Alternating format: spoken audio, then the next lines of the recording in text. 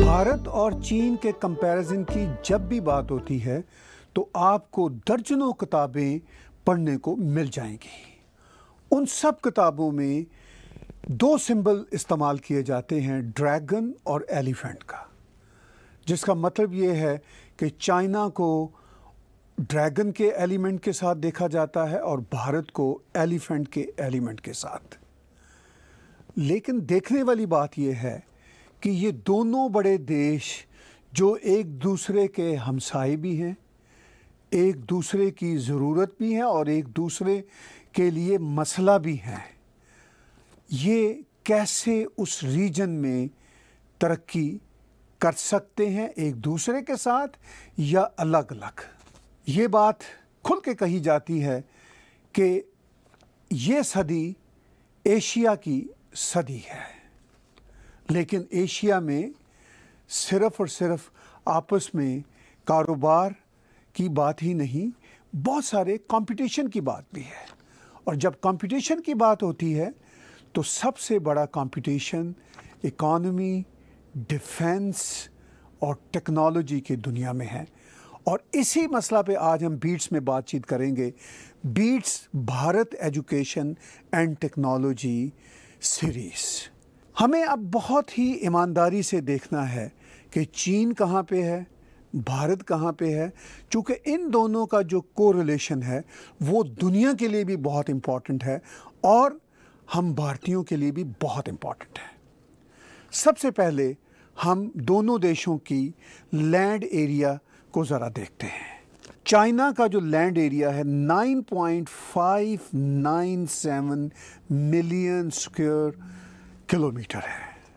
अब ये जो लैंड एरिया है 9.597 मिलियन स्क्वायर किलोमीटर, ये भी बड़ा कंट्रोवर्शियल है, क्योंकि चाइना के कोई रफली 14 से 16 जो नेबर्स हैं उन सब के साथ कोई ना कोई टेरिटोरियल डिस्प्यूट्स हैं। अब वाकई ही 9.597 मिलियन स्क्वायर किलोमीटर है। बहरहाल ये तो अपनी जगह पे एक डिबेट है, लेकिन अगर ये कम भी हो जाए तो 8 मिलियन स्क्वायर किलोमीटर से ज़्यादा ही होगा।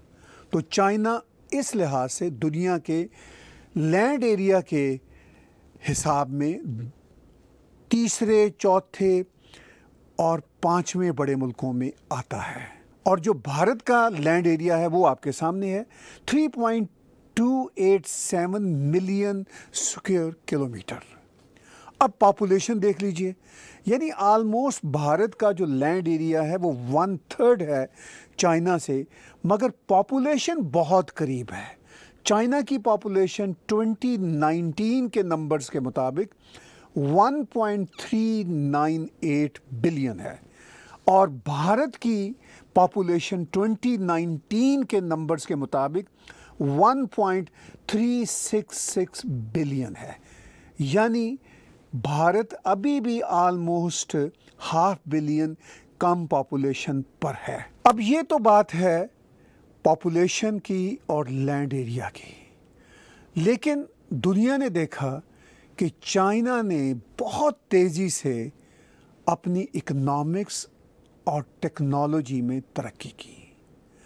आज ये कहा जा रहा है कि आर्टिफिशियल इंटेलिजेंस में चाइना दुनिया में सबसे आगे निकल चुका है। ये एक बहुत ही बड़ा लैंडमार्क है चाइना के लिए। उसकी वजह यह है कि ये सदी, जैसा कि कहा जा रहा है कि एशिया की सदी है, इसके साथ साथ ये भी कहा जा रहा है कि ये आर्टिफिशियल इंटेलिजेंस की सदी है। बहुत ही मुकाबले वाली सूरत हाल है। मुकाबले वाली सूरत हाल क्या भारत के लिए है? मैं नहीं समझता कि अभी भारत के लिए है। अभी ये अमेरिका और वेस्टर्न वर्ल्ड के लिए है। भारत अभी, सच्ची बात यह है, आर्टिफिशियल इंटेलिजेंस में बहुत पीछे है चाइना से। लेकिन आईटी की दुनिया में हम भारतीय ये कहते हैं कि हमारा बहुत ज़ोर शोर है, लेकिन हम अभी चाइना को पकड़ भी नहीं रहे, इसलिए कि सिर्फ आर्टिफिशियल इंटेलिजेंस की बात ही नहीं, आईटी की भी जो बात है उसमें भी भारत अभी चाइना से पीछे है। आईटी इंडस्ट्रीज़ की जो सर्विसेज हैं उसमें भारत को एक अरसे से ये क्लेम रहा कि हम बहुत आगे हैं। बिलाशुबा भारत उसमें बहुत अच्छा काम कर रहा है, लेकिन उन सर्विसेज में भी चाइना भारत से काफ़ी आगे निकल चुका है। चाइना की ये तरक्की जो है, हमें देखना ये है कि ये कैसे और किस ज़माने में बढ़ी। चाइना की ये तरक्की की जो दास्तान है वो कुछ 40 साल पुरानी है, और अगर हम बहुत प्रिसाइजली देखें तो लास्ट 30 एंड 20 ईयर्स में चाइना पकड़ाई ना देने वाली रफ्तार से आगे बढ़ रहा है। इस बात का एहसास अब वेस्टर्न वर्ल्ड को भी हो चला है।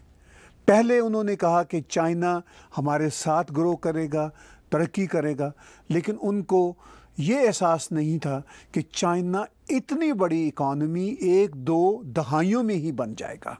चाइना बहुत बड़ी इकॉनमी बन चुका है, और दुनिया के इकॉनमिस्ट ये सोचते हैं कि शायद चाइना अमेरिका से भी आगे ना निकल जाए अगले 10-20 बरसों में।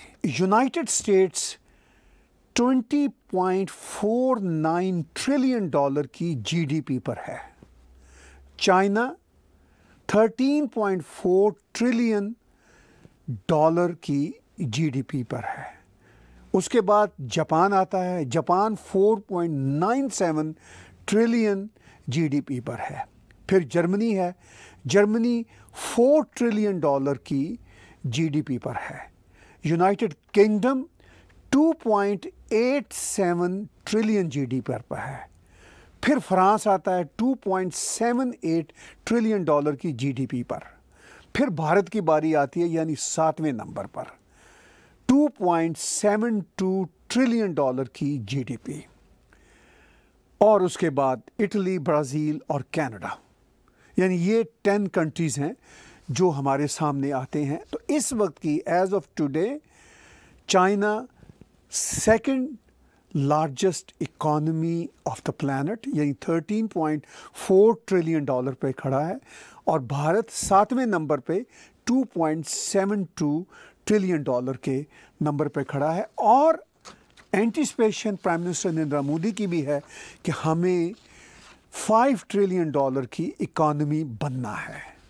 अब $5 ट्रिलियन की जो इकॉनमी है वो नंबर्स बताते हैं कि 2024 में भारत बन जाएगा।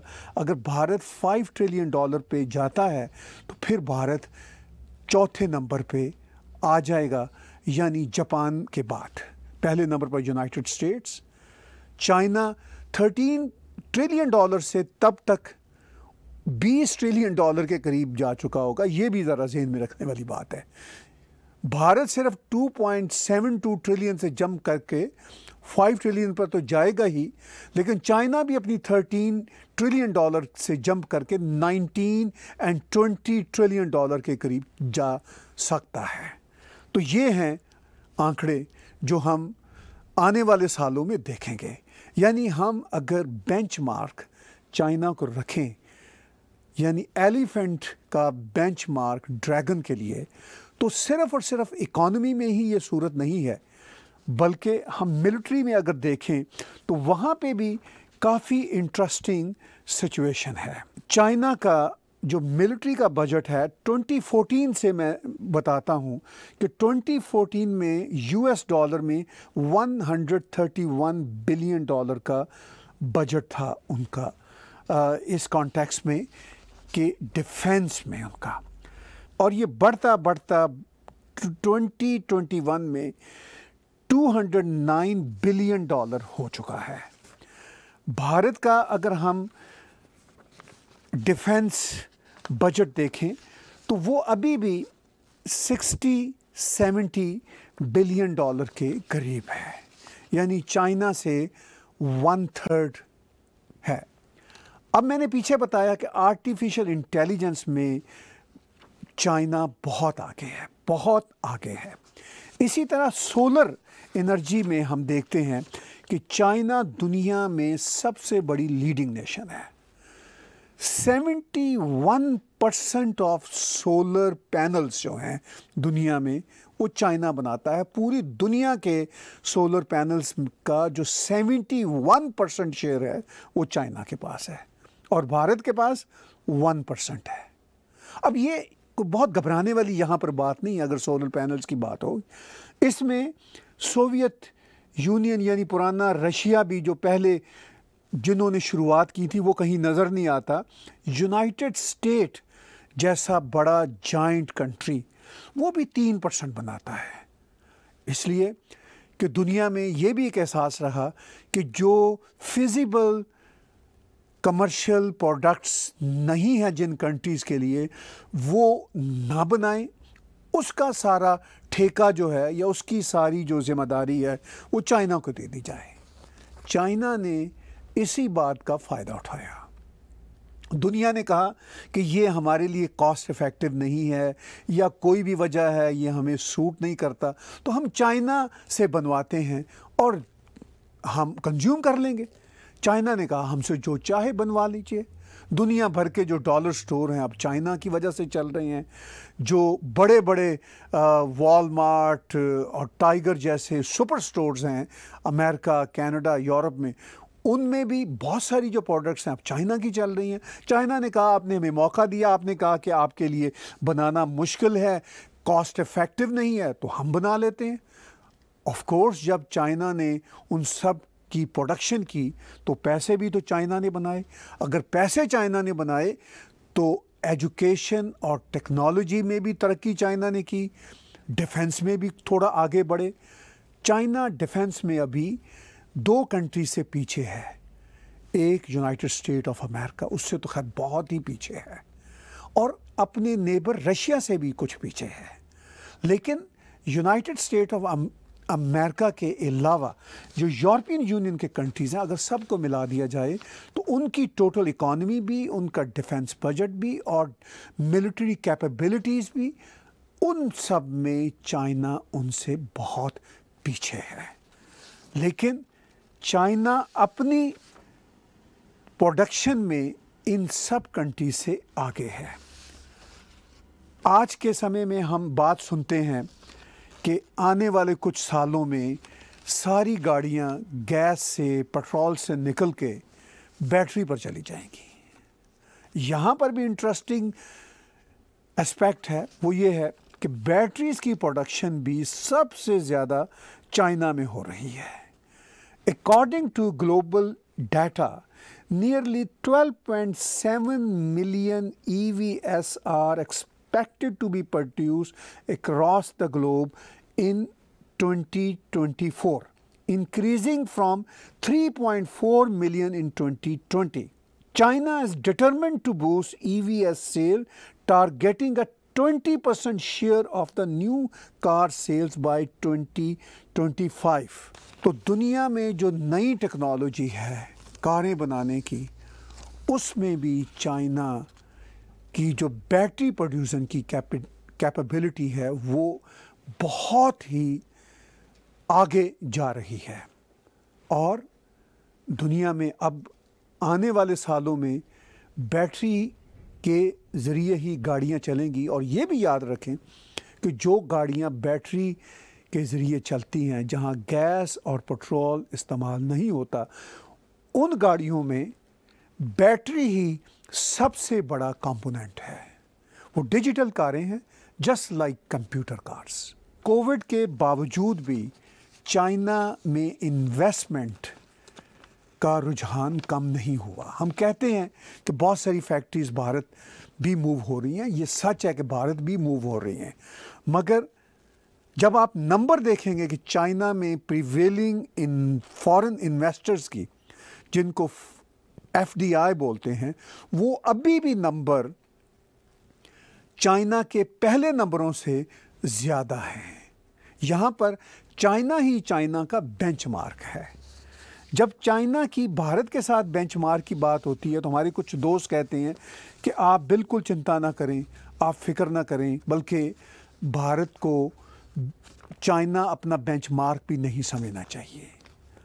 मैं इसे एग्री नहीं करता, बहुत ही रिस्पेक्टफुली, इसलिए कि हम एक ग्लोबल विलेज में रहते हैं। हम एक कटी हुई दुनिया में अपने आइसोलेटेड चैम्बर में जी नहीं सकते।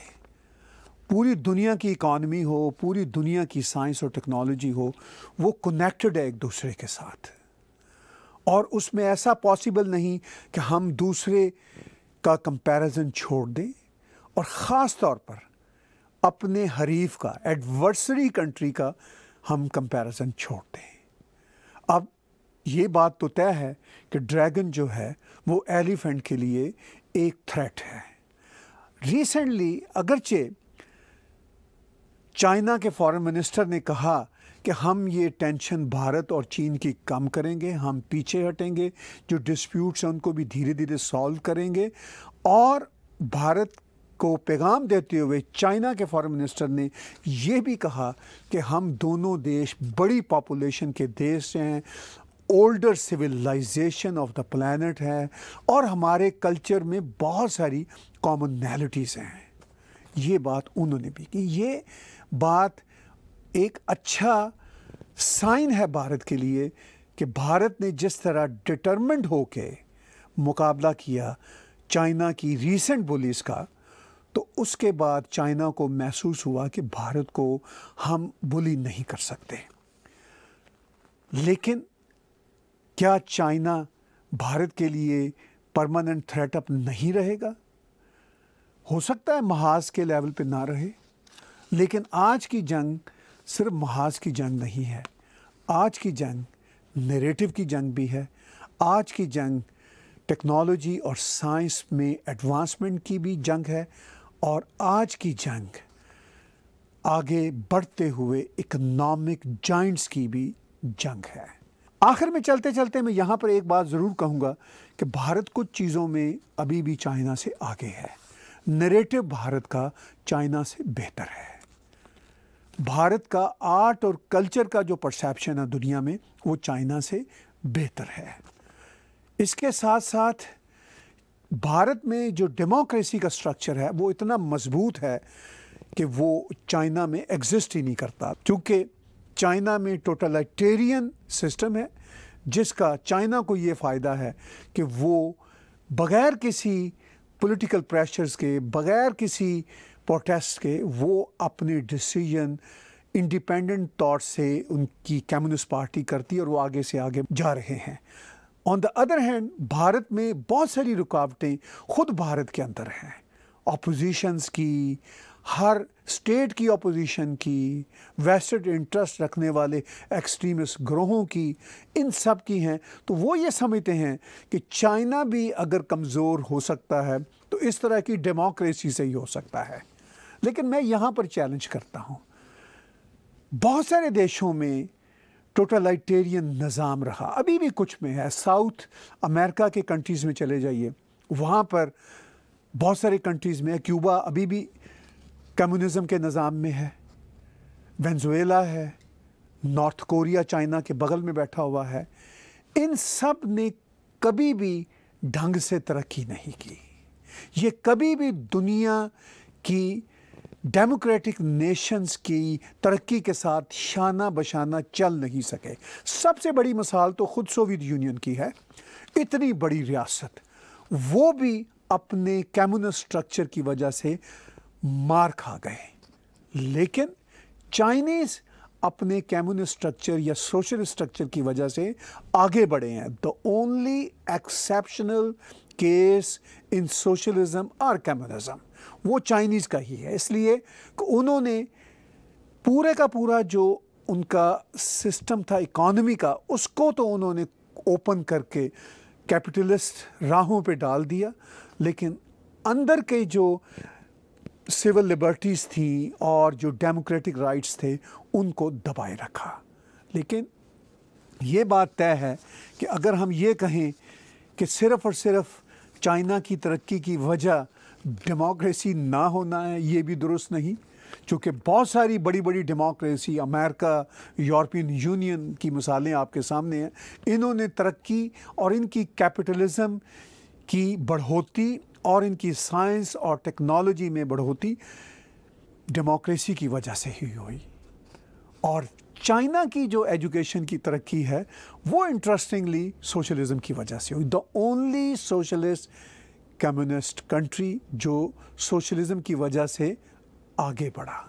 ये वो बातें हैं जो हम बीट्स में आपके साथ ब्रेनस्टॉर्मिंग का ज़रिया बनाएंगे, और हमारी कोशिश होगी कि आने वाले दिनों में हम भारत से अपने साइंस कॉरेस्पॉन्डेंट्स जो हम वहाँ पे सेटअप कर रहे हैं उनकी मदद से ऑन ग्राउंड भारत में जो साइंस और टेक्नोलॉजी की दुनिया में तरक्की है उसका भी जायज़ा लें, और जो कमियां हैं उसका भी जायज़ा लें।